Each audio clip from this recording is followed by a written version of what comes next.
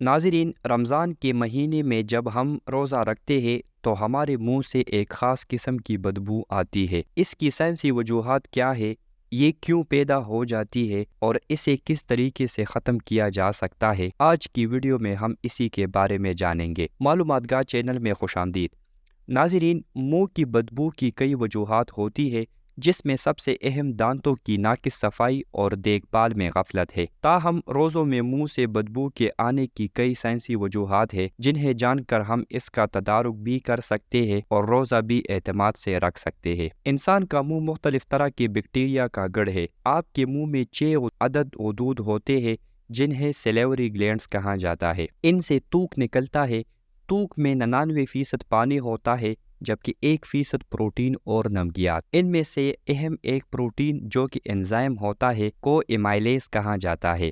اس کا مقصد منہ میں داخل ہوتی خوراک میں موجود کاربوہائیڈریٹس یا نشاستہ کو توڑنا ہوتا ہے تاکہ اسے بہتر طور پر ہضم کیا جا سکے۔ اس کے علاوہ تھوک منہ کو تر رکھتا ہے، جس سے دانتوں، مسوڑوں اور زبان پر پانی کی تہ رہتی ہے، جس سے جسم میں منہ کے ذریعے داخل ہونے والے مضر صحت بیکٹیریا کو پنپنے کا موقع نہیں ملتا۔ اب جب آپ روزے میں ہوتے ہیں تو ایک طویل وقفے تک کھانا یا پانی نہیں پیتے، جس سے آپ کے منہ میں تھوک کی مقدار کم ہو جاتی ہے۔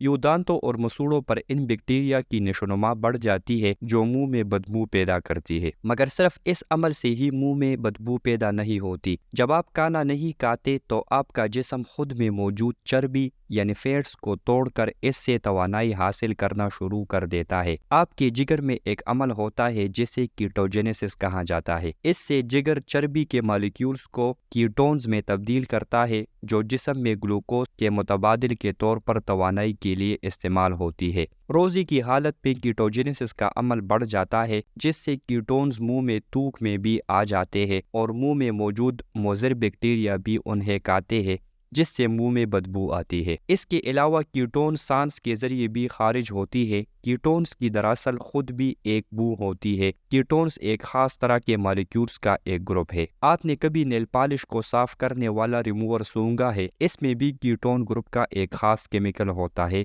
جسے ایسیٹون کہا جاتا ہے۔ لہٰذا یہ بھی ایک وجہ ہے منہ سے بدبو آنے کی کہ کیٹونز کی بذات خود ایک بدبو ہوتی ہے۔ اس سب کے علاوہ چوتھی وجہ روزے میں منہ سے بدبو آنے کی یہ ہے کہ جب آپ زیادہ دیر تک کھانا نہیں کھاتے تو آپ کے معدہ میں تیزاب اور دیگر انزائمز جو کھانے کو ہضم کرنے کے لیے خارج ہوتے رہتے ہیں، خوراک نہ ملنے کی صورت میں زیادہ ہو جاتے ہیں۔ اس سے معدے میں تیزابیت کا لیول بڑھ جاتا ہے اور خوراک کی نالی کے اوپری حصے یعنی اسوفیگس تک بھی یہ تیزاب آ جاتا ہے۔ اس سے بھی منہ سے بدبو خارج ہوتی ہے۔ تو ناظرین، یہ وہ عوامل ہیں جن سے روزے کی حالت میں یا زیادہ دیر تک کھانا پینا ترک کرنے سے بدبو پیدا ہوتی ہے۔ سوال یہ ہے کہ اس کا تدارک کیسے کیا جا سکتا ہے؟ تو اس کے مختلف طریقے ہیں۔ نمبر 1، افطار کے بعد جسم میں پانی کی کمی کو پورا کیا جائے تاکہ روزے کی حالت میں منہ کم سے کم خشک رہے۔ سحری پر پانی مناسب مقدار میں پیا جائے۔ آپ اونٹ نہیں کہ پانی جمع کریں، تاہم مناسب مقدار میں پانی پیئے تاکہ جسم میں پانی کی کمی کم سے کم ہو۔ نمبر 2، پھل، خاص طور پر وہ پھل جن میں فائبر زیادہ ہو جیسے کہ سیب، ناشپاتی وغیرہ کا استعمال زیادہ کریں تاکہ معدے سے تیزاب سانس کی نالی تک نہ آئے۔ نمبر 3، دانتوں کو سونے سے پہلے اور سحری کرنے کے بعد اچھے سے صاف کریں۔ دانتوں کا خلال کریں اور منہ کی صفائی کا خاص خیال رکھیں۔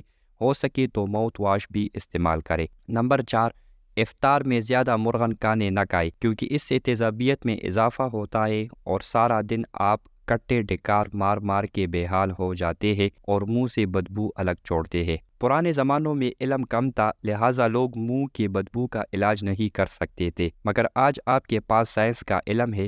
اسی کا استعمال کر کے ہم منہ کی بدبو سے بآسانی نجات حاصل کر سکتے ہیں۔